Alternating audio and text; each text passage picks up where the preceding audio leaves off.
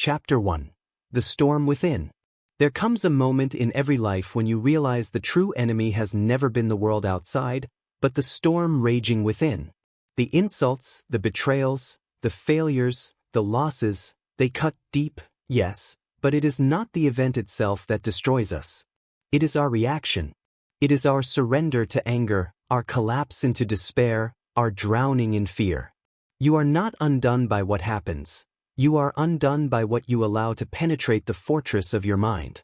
The greatest men in history understood this truth. Abraham Lincoln, mocked, ridiculed, carrying the weight of a fractured nation upon his shoulders, learned to stand in stillness while chaos screamed around him. He was not immune to pain, but he refused to let it master him. That was his strength, not invulnerability, but control. Thomas Edison endured failure on a scale that would break ordinary souls. 10,000 experiments collapsing into nothing. 10,000 reasons to believe the world had conspired against him. But Edison knew failure was not insult, it was instruction. He chose not to be wounded by rejection, but sharpened by it. His resilience was not natural. It was forged by refusing to let failure define his spirit. Henry Ford, bankrupt and mocked, saw men laugh at his vision of an automobile for the masses. They told him he was mad, that such dreams were impossible. And yet, Ford refused to let their contempt settle into his skin. He learned that mockery is powerless unless you hand it the keys to your mind. So he built in silence, carried his belief in steel and wheels, and silenced the world with results. Andrew Carnegie, born into poverty, could have let hardship poison him with bitterness. He could have allowed resentment to anchor him in misery. But Carnegie knew the secret of mastery. Hardship only has power if you allow it. He rose from factory floors to steel empires because he refused to let poverty define him. He saw suffering as a lesson, not a prison. And Walt Disney, betrayed by his own partners, left with nothing but a sketch of a mouse. He could have crumbled, let the sting of betrayal poison his vision. Instead, he took that mouse and built a kingdom. He proved that betrayal cannot stop a man who refuses to be owned by bitterness. This is the art of becoming untouchable, not through arrogance, not through numbness, but through mastery of your own response. The world will never stop testing you. Insults will fly, storms will rage, failure will strike, loss will cut. You cannot silence the world, but you can silence the surrender inside yourself. The Stoics understood this more deeply than anyone. Marcus Aurelius, emperor of Rome, surrounded by enemies, plagued by war and betrayal, wrote in his meditations that nothing external can harm the soul unless the soul allows it. Power, wealth, armies, none of it mattered if he could not rule himself. That is the throne no man can take from you, the throne of self-control. To stop letting anything affect you is not to become cold, but to become calm. It is not to deny emotion, but to master it. It is not to avoid storms, but to walk through them untouched. Imagine yourself as a mountain. Winds may howl, rain may strike, lightning may split the sky, but the mountain does not move. It stands, unshaken, because its foundation is deeper than the storm. And that is the foundation you must build. You must stop giving the world permission to own you. Stop letting insult define your worth. Stop letting failure dictate your destiny. Stop letting fear steer your steps. You are not a leaf tossed by every gust of wind. You are the storm itself, if only you choose to awaken. This is where the journey begins, with the decision to master your inner kingdom, to take back the throne of your mind, to say to the world, "You may test me, you may wound me, but you will not own me. I am not yours to break. I am mine to command." Stay calm. Think smart. Hold your ground. For the man who conquers himself cannot be conquered by anything else. Chapter 2. The Fortress of the Mind. The true battlefield is not in the streets, not in the markets, not in the boardrooms or the battlefields of nations. It is in the mind. Every insult you've ever carried, every fear that kept you frozen, every doubt that whispered you were not enough, all of them lived not in the mouths of others but in the space between your own thoughts. If you are to stop letting anything affect you, you must understand that the mind is both your greatest weapon and your most dangerous enemy. It will build you into steel or shatter you into fragments depending on whether you learn to rule it. Consider the men who rose from nothing to immortality. Abraham Lincoln was not born into greatness. He was born into poverty, obscurity, ridicule. His mind could have been poisoned by bitterness, and history would have never known his name. But instead of surrendering to the darkness around him, he cultivated the fortress of his mind. He read by firelight, studied tirelessly, taught himself law, and trained his thoughts to bend toward clarity, purpose, and endurance. The storms around him were relentless, but his mind stood like a wall, refusing to collapse. Thomas Edison's laboratory was not only a room of inventions, it was a mirror of his mental fortress. Thousands of failed experiments did not crush him because his inner citadel was unshakable. Where another man's mind would have flooded with despair, Edison's mind reframed failure as discovery, defeat as instruction, delay as patience. This is the mark of a fortress mind. It does not deny the existence of storms, but it interprets them differently. What breaks others becomes fuel. What others call disaster, it calls opportunity. Henry Ford was laughed at for daring to dream of an automobile for the common man. Critics called him delusional, investors abandoned him, his early companies crumbled into failure. The fragile mind would have absorbed these judgments like arrows piercing the flesh, but Ford built walls within his thoughts that were stronger than the noise of the world. He refused to internalize their contempt. He locked it out, fortified his vision, and poured every ounce of focus into bringing his dream into steel reality. That is what a fortress of the mind looks like, not arrogance, but resilience, the ability to hear doubt and yet remain untouched by it. Andrew Carnegie understood this at the deepest level. Born into poverty, working as a child in brutal conditions, he had every reason to believe that life was unfair, that he was destined to remain broken. But his mind became his weapon.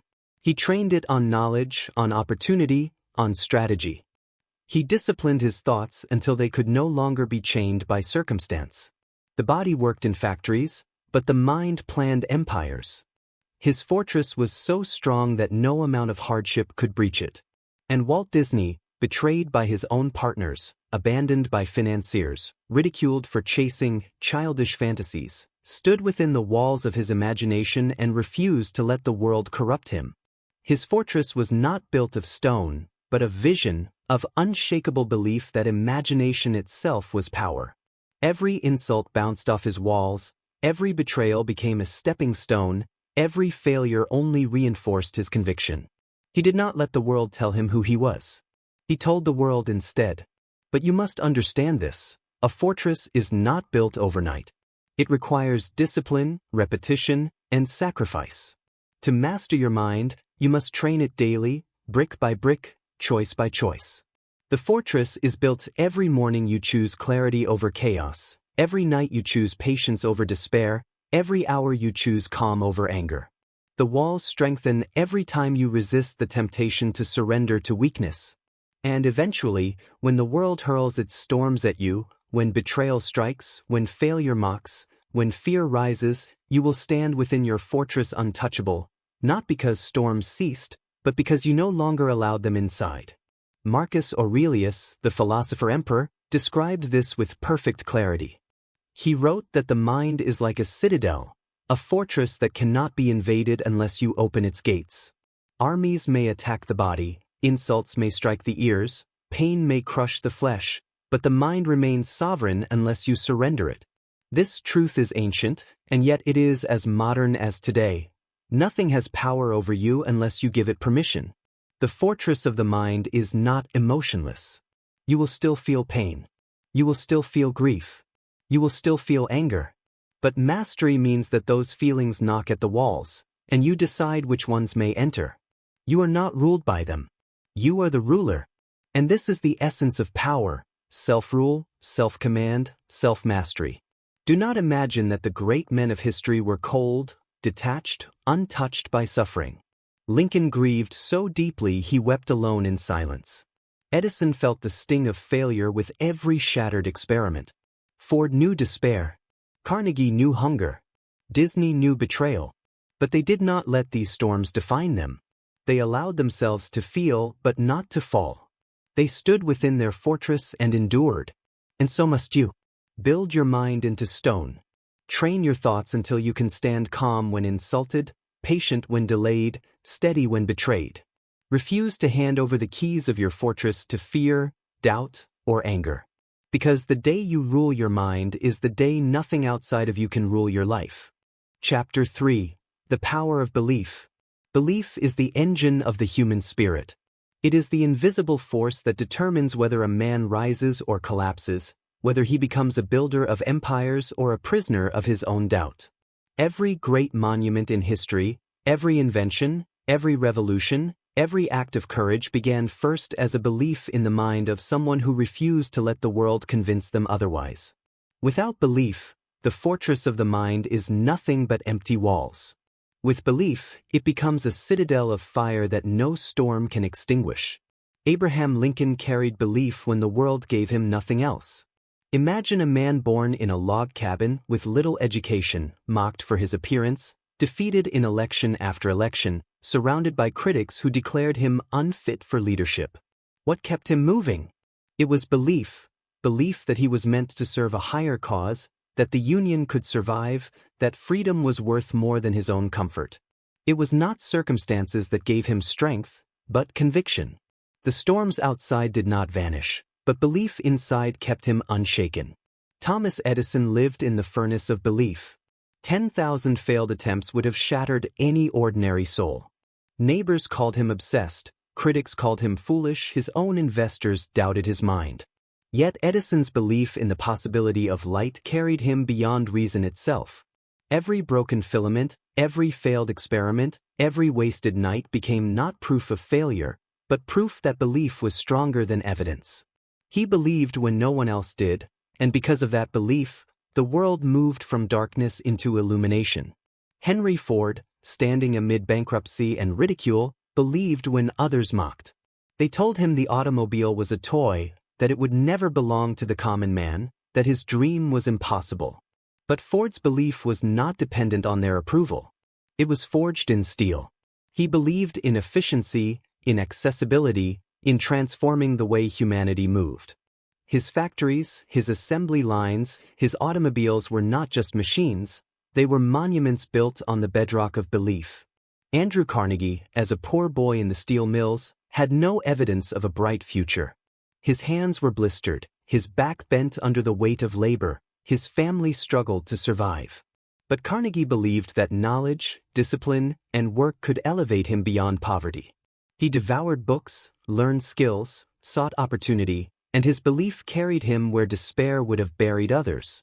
His empire was not built only on steel, it was built on belief that he was not condemned by his beginnings. And Walt Disney, perhaps the purest embodiment of belief, dared to hold visions that no one else could see. Bankers laughed at him, rivals stole from him, audiences doubted him. But Disney's belief in the power of imagination was stronger than every betrayal, every bankruptcy, every closed door. He believed that the worlds he drew on paper could become real, that children and adults alike could walk inside his imagination. And because he believed when no one else would, the world today still lives in the echoes of his dreams. Belief is not fantasy. It is not blind optimism. It is the discipline of choosing conviction in the face of doubt. The world will always supply reasons to quit. Belief is the refusal to hand over your destiny to those reasons. Belief is the anchor that holds you steady when evidence screams against you. Belief is the soil from which resilience grows, the fuel that keeps patience alive, the compass that guides courage when the road ahead is covered in fog. The Stoics understood this. Marcus Aurelius wrote not of belief in chance, but of belief in virtue, in the order of the universe, in the purpose of endurance. He believed that nothing could truly harm the soul except surrender. That belief gave him clarity as an emperor in times of plague and war. For belief is not always about victory, it is about meaning. To believe that your suffering has meaning is to be stronger than the suffering itself. Critical thinking does not oppose belief, it strengthens it. The wise do not believe blindly. They examine, they test, they refine. But once the truth has been weighed, once the vision has been chosen, they believe fully, without hesitation. Belief gives the mind power to hold steady against storms that would shatter the undecided. History shows us clearly, the world has always been divided between those who believed and those who doubted.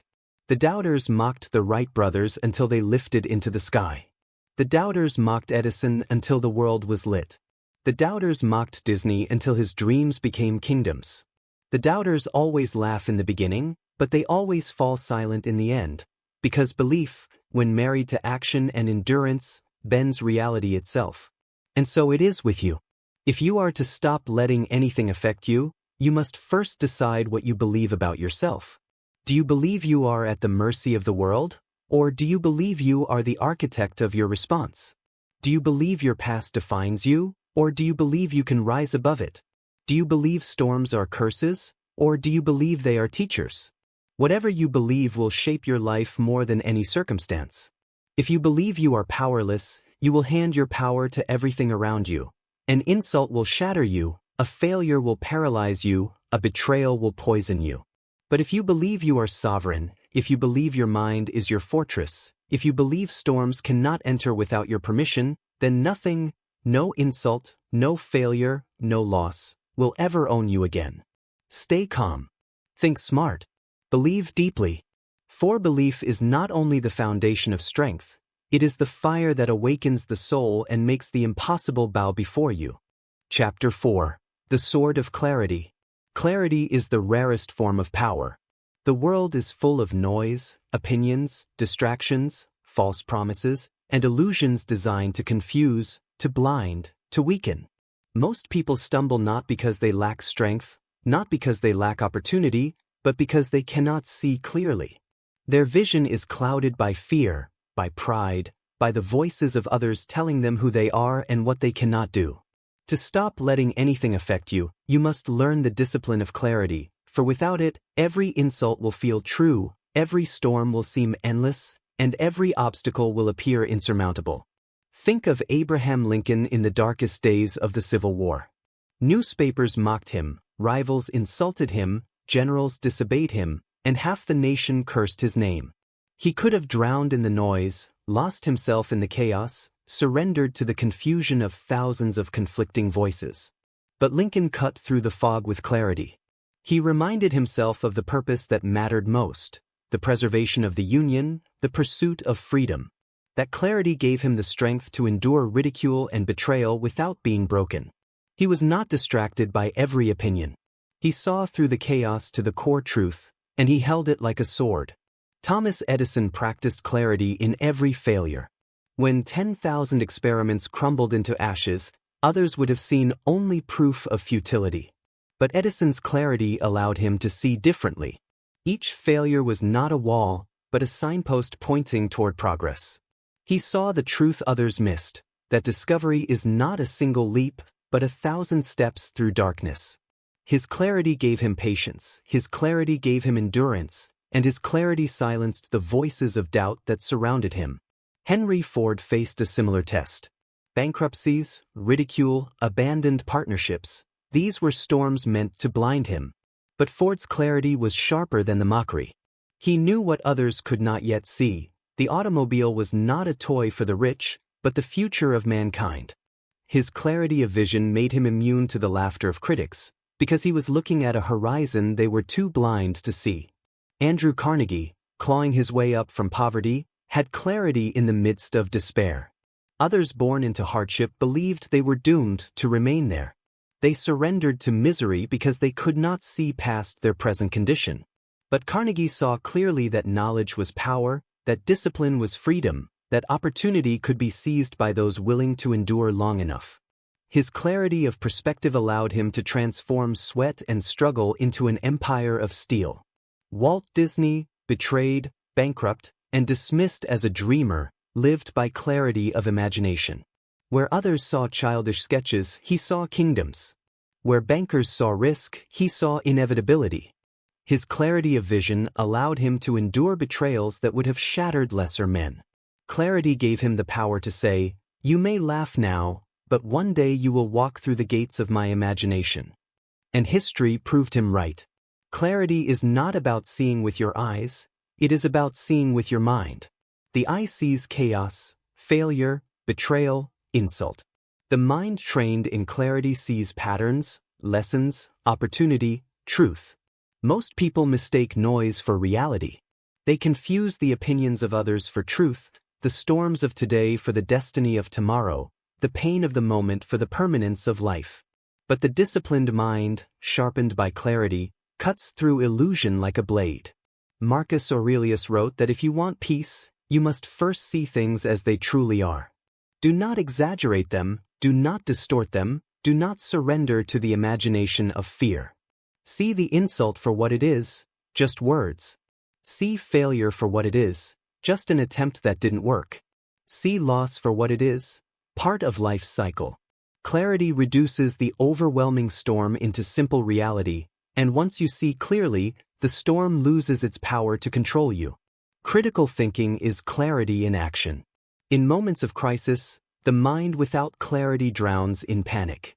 It imagines threats larger than they are, it assumes enemies where none exist, it reacts impulsively to shadows. But the clear mind pauses, observes, asks, what is truly happening here? What do I control? What do I not control? What is fact and what is only fear? That process cuts away the fog and reveals truth. And once truth is revealed, fear has no place left to hide. Look at history's greatest generals. Alexander the Great, Caesar, Napoleon, they did not win only because they had armies. They won because they had clarity in the midst of chaos. On the battlefield, surrounded by noise, fear, confusion, they could see patterns invisible to others. They could separate illusion from reality, distraction from opportunity. That clarity of vision turned ordinary battles into immortal victories. Clarity is what allows you to stop letting anything affect you. When insult comes, you see it as noise, not truth. When failure comes, you see it as a lesson, not a verdict. When betrayal comes, you see it as a test, not a final defeat. Clarity robs suffering of its power because it strips away illusion. You are no longer blinded by appearances. You see reality for what it is, and reality can always be faced. But clarity must be trained. It is not given. It is built daily, through discipline of thought, through questioning your assumptions, through refusing to be ruled by emotion. Every time you pause before reacting, every time you separate fact from fear, every time you cut through the fog and act on truth instead of panic, you sharpen your sword of clarity. And one day, when storms rise and chaos surrounds you, you will wield it without hesitation. The world will never stop trying to confuse you. Fear will always try to exaggerate the threat. Anger will always try to distort the truth. Doubt will always try to blind you. But if you train your clarity, none of them can touch you. You will stand calm, steady, unbroken, because you will see things as they are, not as illusion paints them. Stay calm. Think smart. See clearly. For clarity is the sword that cuts through every storm, the light that reveals truth in darkness, and the discipline that makes you untouchable in a world built on noise. Chapter 5. The Horizon of Vision. Vision is the force that pulls a human being through storms, through ridicule, through exhaustion, through despair. Without vision, a man drifts like a ship without a compass, tossed by every wave, redirected by every gust of wind. With vision, that same man can walk through fire, can carry the weight of nations, can endure years of darkness because his eyes are fixed not on the storm around him but on the horizon ahead. Vision is not sight. Sight sees what is in front of you. Vision sees what could be, what must be, what others are too blind or too afraid to imagine. Abraham Lincoln lived by vision. His vision was not merely to become a politician, not merely to rise from obscurity, but to preserve a nation and redefine its soul. When critics mocked him, when rivals insulted him, when even friends doubted his competence, Lincoln was sustained by vision. He did not see only the chaos of the present. He saw a union restored, a country reborn, a people freed from the chains of slavery. Vision allowed him to endure the laughter, the hatred, the isolation. For when you see farther than others, their noise cannot blind you. Thomas Edison's vision was light itself. Where others accepted darkness as the natural condition of humanity, Edison envisioned a future illuminated. His mind saw cities glowing with electricity, homes freed from the bondage of candles, factories powered by light. That vision carried him through failures that would have broken any ordinary man. 10,000 times he fell, but 10,000 times his vision lifted him. Vision does not erase pain, but it transforms pain into progress, because each failure becomes simply another step toward what the vision demands. Henry Ford carried vision in steel and wheels. In his time, automobiles were toys for the wealthy, fragile luxuries for a select few. The world mocked the idea that common families could own them. But Ford did not see the world as it was. He saw the world as it could be. He envisioned a nation connected by roads, families traveling freely, industries transformed by mobility. His factories and assembly lines were not just mechanical innovations, they were expressions of vision. And because Ford saw what others did not, he built what others could not. Andrew Carnegie, sweating in the steel mills as a child, could have accepted the vision of poverty as permanent. But he refused. He believed in a different future. His vision was not limited by his environment, not crushed by the present. He envisioned growth, education, opportunity. He saw a path to greatness long before others saw it in him. That vision carried him from rags to riches, but more importantly, it carried him from obscurity to legacy. His libraries, his investments in knowledge, his institutions, these were not acts of chance, but of vision, to lift others as he had been lifted. And Walt Disney was vision incarnate. He sketched mice on scraps of paper, but in his mind he saw kingdoms. He walked through empty fields and saw castles, trains, families, laughter. Where others saw childish drawings, he saw entire worlds. That vision was so strong that betrayal, bankruptcy, and ridicule could not extinguish it. Vision made him immune to insult, because he lived in a future others could not yet comprehend. That is the power of vision. When the world calls you foolish, when the world mocks your dreams, vision whispers. They cannot see it, but you can, and that is enough. Vision is the antidote to despair. Without vision, pain feels endless, failure feels final, storms feel permanent.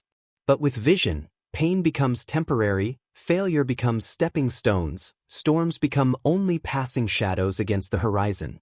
Vision lifts your eyes above the storm, reminds you of where you are going, and gives meaning to your suffering. The Stoics knew this too.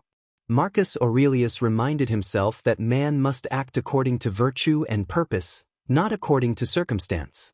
His vision was not of wealth or fame, but of a life aligned with reason and justice. He endured betrayal, war, and illness because he never let his sight sink to the level of distraction.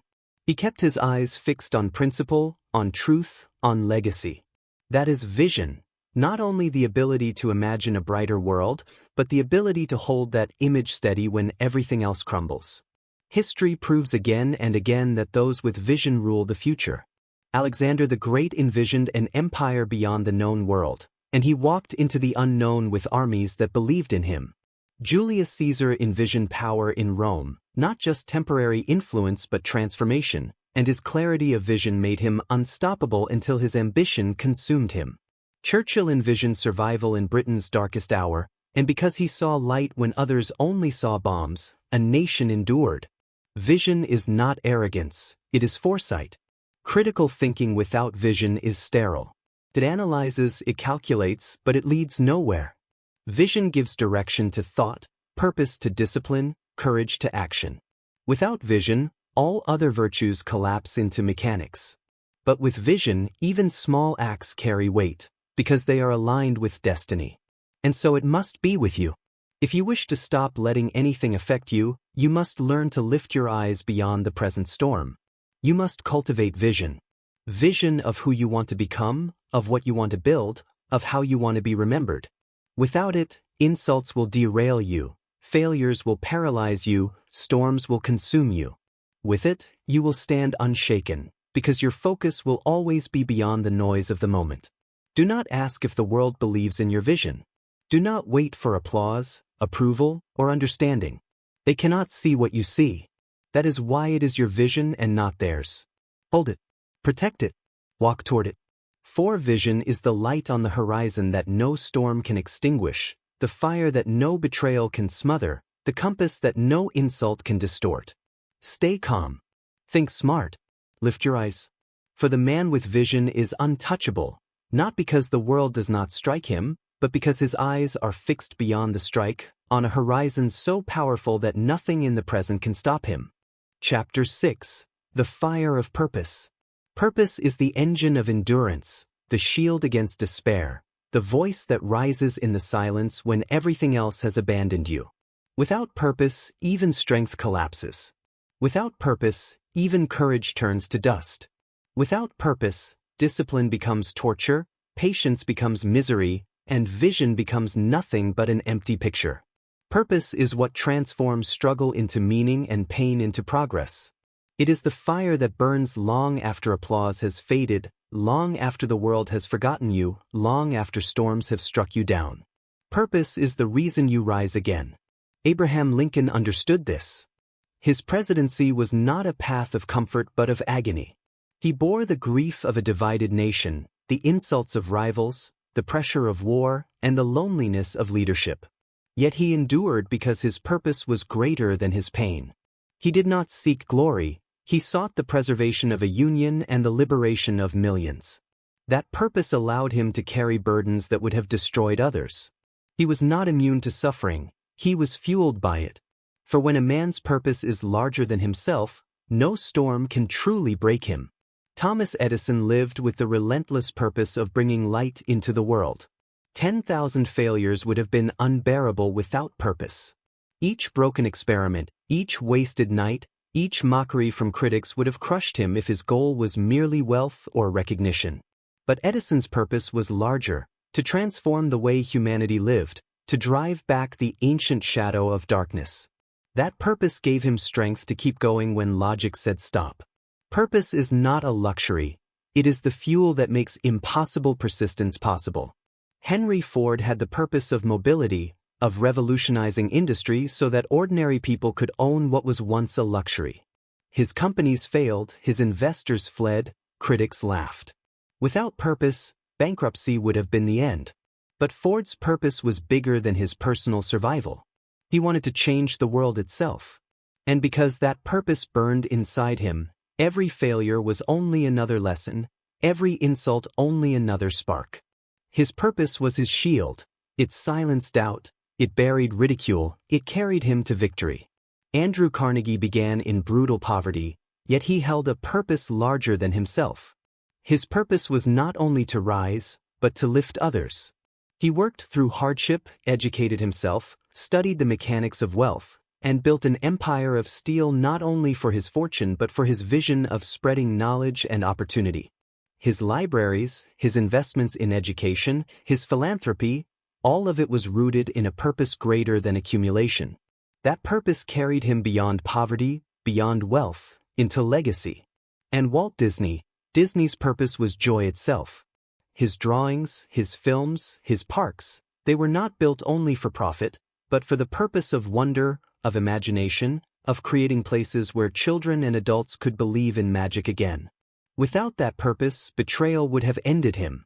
Bankruptcy would have silenced him. Critics would have destroyed him. But his purpose was stronger than any storm, and that is why his worlds still live today. Purpose is not comfort. It is not easy. In fact, true purpose is heavy. It will demand everything of you. But it is also the one weight you can carry that will make you stronger as it grows. Comfort makes you soft. Wealth can distract you. Recognition can blind you. But purpose clarifies you. Purpose steels your nerves, sharpens your focus, fuels your endurance. The Stoics wrote of purpose constantly. Marcus Aurelius reminded himself daily, act according to your nature, according to virtue, according to what is right. Not according to applause, not according to pleasure, not according to fear. His purpose was to serve, to lead, to live in alignment with truth. That purpose gave him calm in war, strength in loss, clarity in betrayal. Purpose is what transforms chaos into order. Without purpose, you will always be at the mercy of the world. An insult will break you because you have no deeper anchor. A failure will destroy you because you have no reason to keep going. A betrayal will poison you because you have no greater fire to burn it away. But with purpose, you become untouchable. The world can strike you, but it cannot redirect you. It can wound you, but it cannot stop you. It can delay you, but it cannot destroy you. Because purpose is not external, it is internal. It is the one thing the world cannot take from you unless you surrender it.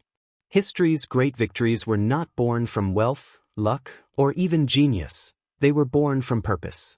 Churchill in Britain's darkest hour had no guarantee of survival. Bombs fell from the sky, armies marched across Europe, and yet his purpose was clear: survival of freedom. That purpose gave him fire to defy despair, to declare that Britain would never surrender. Martin Luther King Jr. had no assurance that his dream would be realized in his lifetime. He faced threats, prison, hatred, and violence. But his purpose, to call for justice, to awaken a nation's conscience, was stronger than the hatred he faced. Purpose carried him to speeches that still echo across time. Purpose transforms ordinary lives into extraordinary ones. It transforms suffering into meaning. It transforms despair into endurance. It transforms weakness into strength. Without purpose, you are at the mercy of the storm. With purpose, you are the storm. And so I ask you, what is your purpose? Not your job, not your title, not your possessions, your purpose. Why do you wake? Why do you endure? Why do you fight? Until you answer this, you will always be shaken by the world. But once you know your purpose, once you hold it like fire in your chest, then nothing, not insult, not failure, not betrayal, not fear, can ever truly move you again. Stay calm. Think smart. Live with purpose. For purpose is the fire that makes you unshakable, the anchor that makes you immovable, and the reason that no storm, no loss, no enemy can ever own you. Chapter 7. The Iron Chain of Discipline. Discipline is the bridge between purpose and achievement. It is the iron chain that ties vision to reality, the unyielding spine that keeps a man upright when the storms of fatigue, temptation, and doubt surround him. Without discipline, purpose is only a dream, vision is only a fantasy, and belief is nothing more than noise in the wind. Discipline is what transforms the possible into the actual. It is the daily choice to remain unmoved by impulses, unmoved by distractions, unmoved by the seductions of ease. Discipline is the reason some men rise while others drift, the reason some names live forever while others vanish in obscurity. Abraham Lincoln did not become the man of destiny through speeches alone. His greatness was carved through years of discipline. As a boy, he read by the faint glow of firelight after days of hard labor. He disciplined his mind to absorb knowledge, to practice law, to refine his arguments, to master clarity of thought. Later, as a leader, he disciplined himself to remain calm when others raged, to hold steady when others panicked, to carry the burden of a divided nation without collapsing under its weight. His discipline was not glamorous. It was steady, invisible, forged in silence. That is what true discipline is. Not the performance seen by the crowd, but the unseen consistency that builds a man from within. Thomas Edison's laboratory was a cathedral of discipline. He worked when others slept, tested when others gave up, recorded, refined, repeated until progress surrendered to his persistence. People remember his inventions, but they forget his discipline.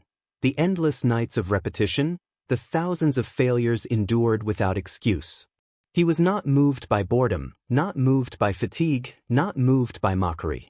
He chained himself to his purpose with discipline, and that chain never broke. Henry Ford's factories were not just monuments of steel, but of discipline. His assembly lines did not emerge from inspiration alone. They emerged from the relentless discipline of observation, refinement, and organization. He faced bankruptcy and ridicule, but his discipline drove him to return again and again, to adjust, to improve, to persist. The lazy mind would have stopped after failure. The undisciplined man would have fled from ridicule. Ford pressed forward because discipline was stronger than emotion. Andrew Carnegie, climbing from poverty into empire, lived by discipline. He worked in factories as a boy, but he disciplined himself to read, to study, to save, to plan. He did not allow himself to be consumed by bitterness, nor to be distracted by fleeting pleasures. He chained himself to the long march of progress. That chain of discipline carried him across decades, from sweat-stained floors to steel kingdoms. And Walt Disney's imagination was bound by iron discipline. People see the magic, the fantasy, the wonder. What they forget is the discipline behind it. He sketched relentlessly, worked through bankruptcy, refined every idea, oversaw every detail of his parks and films. His vision was vast, but without discipline it would have remained a dream. He was not moved by setbacks. He was not moved by exhaustion. He chained himself to his purpose with discipline until the world itself was reshaped by his imagination. Discipline is the great equalizer. Talent is wasted without it. Vision dies without it. Belief collapses without it. The undisciplined man is at the mercy of every emotion, every temptation, every distraction. A harsh word breaks him. A delay frustrates him. A pleasure seduces him. He is moved by everything. But the disciplined man is untouchable. He feels temptation but does not obey. He feels fear but does not retreat. He feels exhaustion but does not stop. His chain holds. The Stoics knew this truth. Marcus Aurelius wrote of rising each morning to his duty, regardless of comfort, regardless of weariness. He reminded himself that discipline was not punishment but nature, the proper way of man. To rise, to act, to live according to virtue. Discipline is not the denial of life, it is the fulfillment of it. For only the disciplined man truly lives free, free from the chains of impulse, free from the slavery of distraction.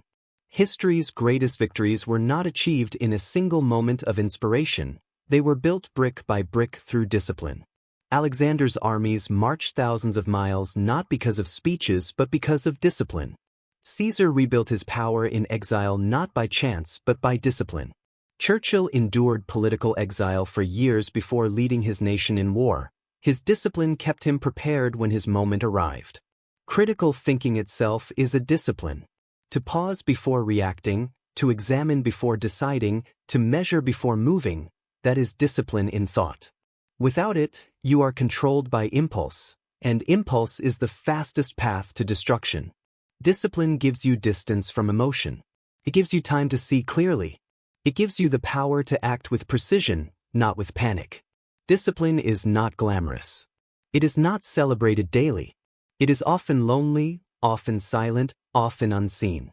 But it is in that silence that greatness is built. Discipline is waking when you do not feel like it. Discipline is working when the results are invisible. Discipline is training when no one is watching. Discipline is holding your tongue when anger tempts you to speak. Discipline is walking away when temptation tempts you to stay. Discipline is the steady march that does not stop, no matter what storms rise. And you will face days when discipline feels like chains. Days when comfort whispers louder than purpose. Days when distraction tempts you away from your path. But if you yield, you will drift.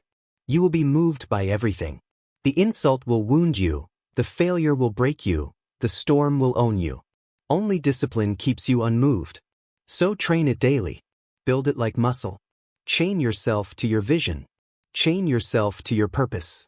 Chain yourself to your principles. And do not break that chain, no matter what comes. Stay calm. Think smart. Be disciplined. For discipline is the iron chain that makes you unshakable, the bridge that carries you from vision to victory, and the silent force that ensures nothing in this world can move you from the path you have chosen. Chapter 8. The Fire of Action. Action is the dividing line between dreamers and doers, between those who live in endless plans and those who carve their names into history. Belief is powerful, vision is necessary, purpose is fire, discipline is the chain that binds you to your path, but none of it matters if you do not act.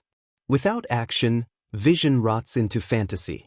Without action, purpose is wasted fuel. Without action, discipline becomes nothing more than stillness. Action is the spark that ignites destiny, the proof of every philosophy, the only language the world respects. Abraham Lincoln did not merely believe in freedom, he acted. He could have spoken endlessly about the injustice of slavery, but belief without movement would have changed nothing. He signed proclamations, he pushed laws, he commanded armies, he placed his life on the line. His greatness was not only in what he thought but in what he dared to do when the world raged against him. Thomas Edison's laboratory was not a room of idle dreams, it was a battlefield of action. Night after night, day after day he acted. While others debated theories, he built. While others mocked, he tested. While others hesitated, he burned through materials, through money, through energy, through failures. His discipline chained him to his purpose, but it was action that broke through the wall of impossibility and lit the world. Henry Ford's action was steel, wheels, factories roaring with machines. He did not wait for the world to agree with him. He did not wait for permission to dream. He acted, and in that action he revolutionized industry. Action is bold. Action is loud. Action is movement that cannot be ignored. It silences critics because results cannot be mocked. The world can laugh at a dream, but it cannot laugh at a machine rolling down the road. Andrew Carnegie's empire was not handed to him. He seized it through action. He worked, he studied, he invested, he reinvested, he built, he endured. His libraries, his institutions, his philanthropy, all of it came from relentless action. He did not talk about opportunity. He took it. He did not complain about hardship. He acted through it. That is why his name is carved into history. Walt Disney's imagination would have remained sketches in a notebook if not for action. He drew, he pitched, he built, he risked, he borrowed, he mortgaged his future again and again. He acted with reckless courage. When the world called him naive, he acted anyway. And because he did, his imagination became physical kingdoms, and millions walk inside his mind today. Action is the separator of men. Look around, most people are paralyzed. They talk, they plan, they imagine, they hope, but they do not move. Fear chains them. Doubt holds them. Comfort seduces them. They wait for the perfect moment, not realizing there is no perfect moment. The perfect moment is now. The difference between those who leave legacies and those who are forgotten is this. One acted, the other waited. The Stoics themselves emphasized action. Marcus Aurelius wrote that a man must rise each day and perform the duty before him. Not to complain, not to procrastinate, not to wait for conditions to improve. The world is never perfect, but action transforms imperfection into progress. Action is the exercise of philosophy. Without action, wisdom is empty words. History bends to those who act. Alexander the Great moved armies while others hesitated. Caesar crossed the Rubicon when others debated. Churchill acted with defiance while others surrendered. Martin Luther King Jr. marched while others only spoke. Action is the force that changes the course of nations. It is the evidence of belief, the proof of courage, the test of endurance. Critical thinking without action is cowardice. You can analyze forever, plan endlessly, sharpen your mind with clarity, discipline yourself with routines, but if you do not move, it is all wasted. The world does not reward potential. It rewards execution. No one remembers the man who almost acted. No one writes history about the man who nearly built. Legacy belongs to the ones who took the risk, who stepped forward, who acted. And you must learn to act when storms rise, when fear screams, when doubt whispers. You must act even when you feel unprepared, even when the world mocks you, even when you stand alone. Action is courage made visible. Action is belief made flesh. Action is vision made real. Without it, you remain unmoved, a prisoner of thought. With it, you become unstoppable. Action is not always grand. Sometimes it is small steps repeated until they build mountains. Edison's thousands of trials were actions. Ford's countless refinements were actions. Disney's endless sketches were actions. Discipline sustains them, but it is action that builds them. Do not wait for the grand gesture. Act daily, relentlessly, and the world itself will bend to your persistence. So when insult strikes, act with calm. When failure comes, act with resilience. When betrayal wounds you, act with wisdom. Do not sit still, do not collapse, do not wait for life to save you. events. Because every time you act, you take back control from the world, and you prove that nothing, not fear, not insult, not loss, can stop you. Stay calm. Think smart. Take action. For action is the fire that transforms thought into destiny, the proof that you are untouchable, and the force that ensures the world will never move you, you will move the world. Chapter 9. The Shield of Gratitude. Gratitude is not softness, and it is not naivety. Gratitude is armor. It is the shield that prevents life's wounds from becoming infections, the force that transforms pain into wisdom instead of poison. Without gratitude, the heart hardens into bitterness, the mind drowns in complaint, and the soul becomes fragile, easily broken by every insult, every failure, every loss. But with gratitude, a man becomes unshakable, for he refuses to be destroyed by what he lacks and instead becomes strengthened by what he still has. Abraham Lincoln's life was a river of grief. He lost children to illness, endured humiliating defeats, carried the unbearable weight of a divided nation. By all logic, despair should have consumed him. But Lincoln practiced gratitude. In his darkest hours, he expressed thanks for the Union soldiers who fought for freedom, gratitude for the opportunity to lead in the face of history, gratitude even for suffering, which he believed was shaping his nation and himself. That gratitude did not erase his pain, but it transformed it into resilience. Gratitude became his shield. Thomas Edison, mocked for his failures, surrounded by broken prototypes, lived in gratitude for every discovery. Where another man would have cursed the failures, Edison thanked them, calling each one a step forward. Gratitude reframed disaster into progress, exhaustion into investment. It gave him the mental resilience to endure 10,000 defeats. Gratitude is not denial, it is perspective, the ability to say, "This pain is still proof I am alive, this failure is still proof I am trying, this setback is still shaping the path forward." Henry Ford, surrounded by ridicule and bankruptcy, could have let bitterness rot his vision. He could have cursed the investors who abandoned him, cursed the critics who mocked him, cursed the world for not believing. But Ford, instead, turned his attention to what he still possessed, the knowledge he had gained, the lessons of failure, the fire of his purpose. Gratitude allowed him to rise again and again, not chained by what he had lost but strengthened by what he had kept. Andrew Carnegie's beginnings were brutal: child labor, poverty, despair. The bitter man would have carried resentment all his life, blaming fate, blaming society, blaming the world for crushing him. But Carnegie chose gratitude.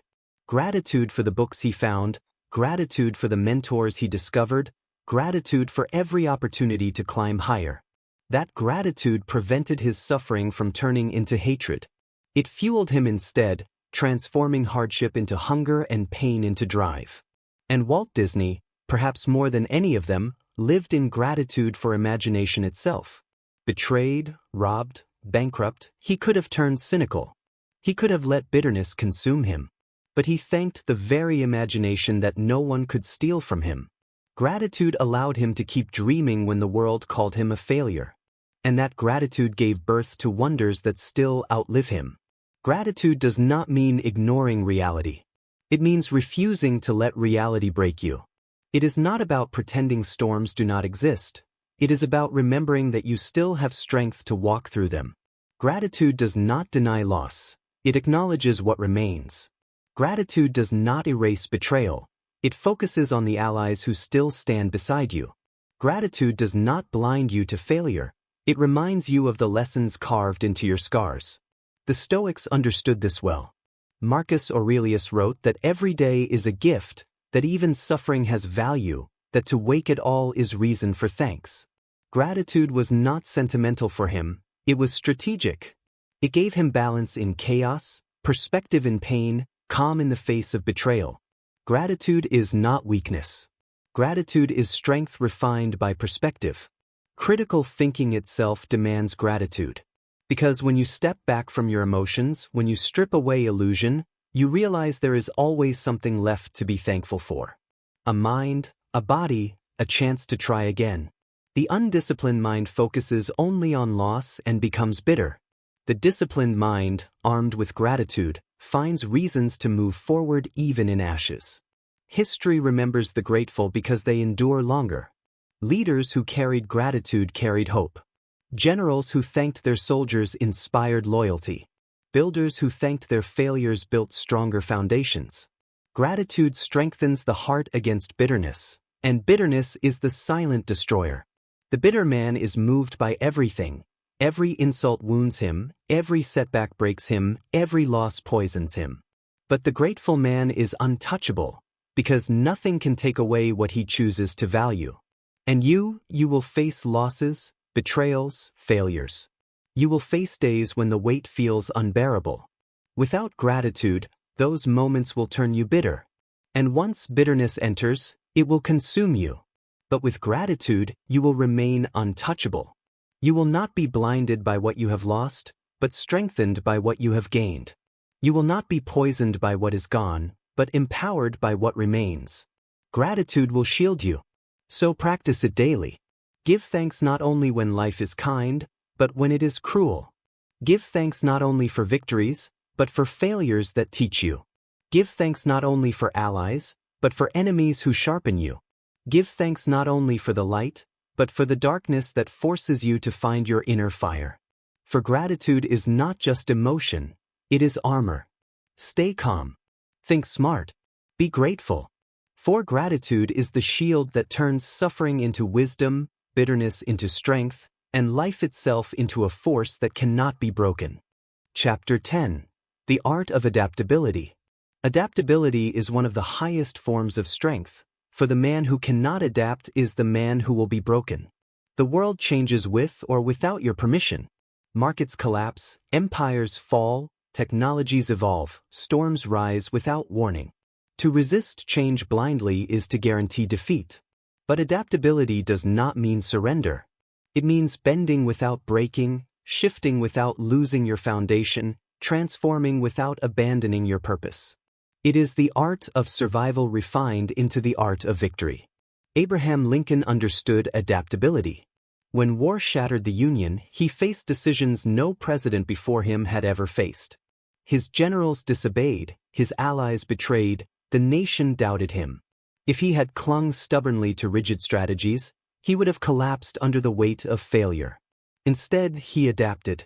He replaced ineffective generals, he adjusted his strategies, he shifted his political stance when necessary without ever losing sight of his greater purpose. His adaptability did not weaken him. It gave him the flexibility to carry his vision of unity through a chaos that would have destroyed a rigid man. Thomas Edison's life was a masterclass in adaptability. Thousands of failures in his experiments would have been unbearable for a man unwilling to change. But Edison adapted constantly, adjusting materials, changing methods, rethinking his approach, reinventing his strategies. Adaptability allowed him to keep moving forward when failure screamed for him to stop. His strength was not only persistence, but flexibility, the ability to change direction without abandoning his vision. Henry Ford, too, had to adapt. His early automotive ventures collapsed. Investors pulled out. Competitors advanced. But Ford refused to cling to failure. He adapted his methods, streamlined his factories, adjusted his designs, refined his strategy until his vision became reality. Adaptability allowed him to move from bankruptcy to revolution. Those who mocked him for failing could not see that every failure was simply a pivot, every collapse a redirection. That is the secret. Adaptability turns failure into evolution. Andrew Carnegie rose from poverty not because life was kind, but because he adapted. He moved from factory boy to telegraph operator, from operator to investor, from investor to industrialist. He shifted constantly, never trapped by one identity, never chained by one role. He bent to circumstance without ever breaking under it. His adaptability allowed him to transform from poor immigrant to titan of steel, and eventually from titan of steel to philanthropist shaping generations after him. And Walt Disney was betrayed, robbed, mocked, bankrupted. Lesser men would have stopped. But Disney adapted. When his partners stole his creations, he made new ones. When banks refused him, he found other ways to fund his dreams. When critics called him foolish, he adjusted his strategy, refined his stories, expanded his vision. Adaptability allowed him to transform loss into reinvention. And because he adapted without surrendering his core, his imagination eventually built kingdoms. Adaptability is not weakness, it is resilience in motion. The rigid man shatters in storms. The adaptable man bends, absorbs the wind, and rises stronger when the storm has passed. Think of nature. The oak that refuses to bend may fall, but the reed that bends with the river survives. Adaptability is not surrendering your identity, it is protecting it by adjusting your strategy. The Stoics embraced adaptability through their philosophy of control. Marcus Aurelius wrote that you cannot control the storm, but you can control your response. That is adaptability. Do not fight what cannot be changed, bend around it, transform within it, and use it. The storm is not your enemy if you learn to sail with its winds instead of against them. History belongs to the adaptable. Empires that could not adapt fell. Leaders who could not adjust were destroyed. Caesar triumphed because he adapted his strategies to circumstances. Alexander conquered because he adjusted his tactics to every terrain. Churchill survived because he adapted to crises that would have crushed weaker leaders. The ones who endure are the ones who can bend without breaking. Critical thinking is inseparable from adaptability.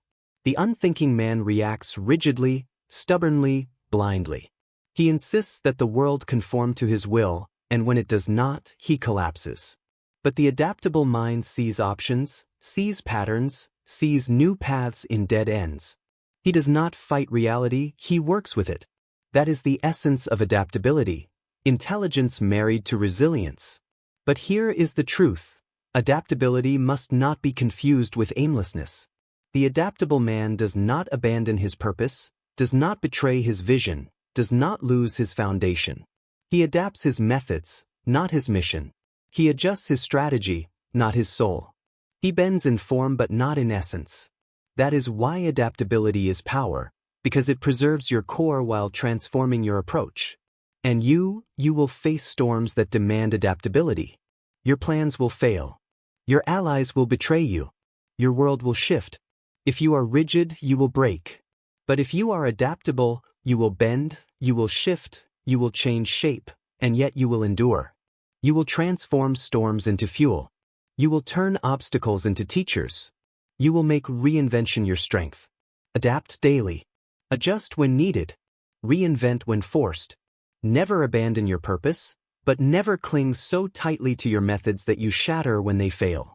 Because failure is not final if you adapt. Betrayal is not the end if you adapt. Change is not your enemy if you adapt. Stay calm. Think smart. Be adaptable. For adaptability is the art of surviving storms without losing your core, the wisdom to change form without breaking essence, and the secret that makes you untouchable in a world that never stops shifting. Chapter 11. The Iron Heart of Resilience. Resilience is not simply endurance. It is not merely survival. Resilience is the art of rising stronger than you were before you fell. It is the decision that no defeat, no insult, no betrayal, no loss will define you. Resilience is what makes the difference between those who are destroyed by storms and those who are forged by them. To be resilient is to declare, "You may knock me down, but you will never keep me there. Every strike against me becomes fuel for my rise." Without resilience, the storms of life will break you. With resilience, those same storms will build you. Abraham Lincoln knew resilience intimately. He lost elections repeatedly. He suffered personal tragedies that would have crushed a lesser man. His own party often doubted him. Rivals despised him. And yet Lincoln rose again and again. His resilience was not blind optimism. It was conscious determination. He understood that failure was not the end but a teacher. He endured loss after loss, but each loss deepened his strength, sharpened his perspective, and prepared him for the presidency that demanded more resilience than perhaps any in history. His resilience turned defeat into destiny. Thomas Edison embodied resilience in its purest form. To fail 10,000 times is not simply endurance, it is resilience. Each failure was not a wound left untreated, It was a scar turned into instruction. Resilience transformed his mistakes into momentum. Most men, after 100 failures, would have surrendered. After 1,000, they would have collapsed. Edison's resilience allowed him to rise after every blow, unshaken in spirit, stronger in conviction. And because he refused to stay down, the world was lifted into light. Henry Ford's resilience was tested when bankruptcy threatened to bury his vision, when critics laughed at him, when investors deserted him. He could have accepted defeat and returned to obscurity. But resilience whispered louder than doubt. He rose, rebuilt, redesigned, returned. Each failure was not a grave but a stepping stone. His resilience made his vision unstoppable, and his automobiles reshaped the very fabric of modern life. Andrew Carnegie was born into suffering, poverty pressing against him from the first breath of his life. He could have been broken by bitterness, resigned to labor in silence, but resilience kept him climbing. He absorbed hardship, bent under the weight of labor, but refused to collapse. Each setback, each hardship, became a brick in the fortress of his resolve. Resilience carried him from factories to fortunes, and from fortunes to a legacy that still shapes generations. And Walt Disney's resilience was a force of nature. Betrayed by partners, bankrupted by ventures, mocked for his vision, he endured strike after strike. Yet each wound only sharpened his imagination. He rose again and again, sketching, dreaming, building, refusing to be broken. His resilience transformed defeat into reinvention, betrayal into rebirth. He did not remain in ashes. He rose, and in rising he created worlds. Resilience is not denial of pain. It does not mean you do not feel broken. It means you do not remain broken. It means you allow yourself to feel the cut, to bleed, to ache, but you rise anyway. Pain becomes part of your strength. Every scar is proof that you survived, every wound proof that you endured, every rise proof that nothing can hold you. The Stoics lived by resilience. Marcus Aurelius endured war, plague, betrayal, grief, and yet his writings breathe with calm strength. He did not deny his suffering, he transformed it into wisdom. That is resilience, not pretending the storm does not hurt, but refusing to let the hurt consume you. Resilience is the iron heart that beats stronger after every storm. History itself is the story of resilience. Nations rebuilt from ashes. Cities rising after fire. Generations enduring war, famine, plague, and yet humanity continues. Each rise proves resilience is not only survival but advancement. The resilient are not the same after the storm, they are greater. They carry scars that make them stronger, lessons that make them wiser, depth that makes them unshakable. Critical thinking in difficulty requires resilience because the mind without it crumbles under pressure. The undisciplined collapse into despair, blinded by loss, paralyzed by failure. The resilient analyze, learn, adapt, and rise. They see beyond the pain to the progress hidden within it. Resilience transforms defeat into preparation. And you will fall. No life escapes without wounds. You will face betrayals that pierce you, failures that crush you, storms that bury you. But resilience will be your choice. To stay down is surrender. To rise is power. To use pain as fuel, to turn wounds into weapons, to transform scars into symbols of strength, that is resilience. So when life strikes you, rise. When failure mocks you, rise. When betrayal poisons you, rise. Each time you rise, you prove to the world and to yourself that nothing can keep you down. You will not be defined by defeat. You will be defined by resilience. Stay calm. Think smart. Rise again. For resilience is the iron heart that makes you unbreakable, the power that transforms every storm into strength, and the secret that ensures nothing in this world can ever keep you down. Chapter 12. The Furnace of Learning. Learning is the true alchemy of the human spirit, the power to transform every experience, every wound, every triumph, every defeat into strength. Without learning, you repeat mistakes until they bury you. Without learning, every failure is wasted, every insult is pointless, every storm is just pain without progress. But with learning, every failure becomes a stepping stone, every insult becomes insight, every storm becomes a teacher. Learning is the furnace that refines the soul into steel. It is the discipline that ensures nothing is wasted, that even loss is converted into gain. Abraham Lincoln was not simply born wise. He learned. He learned from books by firelight, from defeats at the ballot box, from the pain of personal tragedy, from the failures of his early political life. Each loss taught him humility, each setback taught him patience, each wound taught him resilience.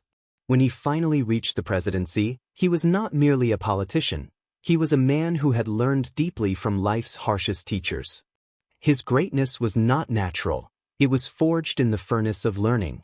Thomas Edison's genius was not merely creativity, it was relentless learning. 10,000 failed experiments were not wasted. Each one taught him something. Each mistake was absorbed, studied, refined, and transformed into progress. His resilience was great, but his learning was greater, because without it, persistence would have been meaningless repetition. Edison knew that failure was not the enemy, refusing to learn from it was. His laboratory was not only a place of invention, it was a temple of learning, where defeat was converted into discovery. Henry Ford's empire was built not only on steel and wheels, but on lessons. He failed in business, went bankrupt, faced ridicule. But he learned. He studied inefficiency, refined his methods, absorbed the pain of failure into knowledge of what not to do. His assembly line was not a miracle. It was the product of years of learning from mistakes, from observation, from adaptation. He built not on stubborn repetition but on the foundation of lessons painfully earned. Andrew Carnegie, rising from child labor to empire, lived by learning. He read constantly, devoured books, studied finance, strategy, opportunity. Every stage of his life was a classroom. The factory floor taught him discipline. The telegraph office taught him communication. Investments taught him risk. Industry taught him strategy. And when he became wealthy, he did not stop learning. He studied philanthropy, culture, education. His libraries across the world were not only gifts, but symbols of his belief that learning was the gateway to greatness. And Walt Disney, his failures were brutal. He lost companies, was betrayed, was dismissed as a dreamer. But he learned from each disaster. He learned how to protect his creations after being robbed of Oswald the Lucky Rabbit.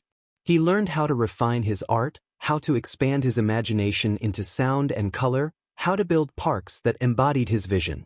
Disney's resilience was great, but what made him unstoppable was his ability to learn. Every wound became wisdom, every betrayal became instruction. He turned scars into stepping stones and, through learning, built an empire of imagination. Learning is not limited to success. In fact, success often teaches little. It flatters the ego, it blinds the eyes, it whispers that you have arrived. Failure teaches more. Betrayal teaches more. Loss teaches more. Pain is the most honest teacher in existence, and the man who learns from it becomes unshakable. The Stoics wrote of this constantly. Marcus Aurelius reminded himself that every hardship was a lesson, every insult a chance to practice patience, every storm a chance to strengthen character. For the man who learns, nothing is wasted. Even suffering becomes education. That is why the wise man is calm, because he sees not only pain but progress within it. History itself is the story of civilizations that learned and those that did not. Rome endured for centuries because it adapted, absorbed knowledge from conquered peoples, learned new strategies. Empires that refused to learn collapsed quickly. Leaders who learned survived. Leaders who did not were destroyed. Alexander's campaigns succeeded because he studied every terrain, every enemy, every obstacle. Caesar triumphed because he learned from exile, from defeat, from betrayal. Churchill led Britain in its darkest hour because he learned from decades of obscurity and failure in politics. Critical thinking is learning applied in the moment. It is the refusal to react blindly. It is the discipline of stepping back, asking, "What is this teaching me? What can I extract from this pain? What must I change?" Without learning, every storm repeats itself. With learning, every storm makes you stronger. And you, You will be tested. You will fail. You will be betrayed. You will suffer losses that feel unbearable. But if you learn, nothing will be wasted. Each scar will become wisdom. Each wound will become strength. Each betrayal will sharpen your clarity. Each failure will refine your discipline. Learning is the process of turning wounds into weapons, scars into strategies, pain into power. Do not waste your suffering. Do not waste your failures. Do not waste your storms. Learn from them. Extract meaning from them. Record their lessons in the stone of your soul. For once you learn, no insult can shake you, no loss can break you, no failure can stop you. Learning transforms everything into fuel. Stay calm. Think smart.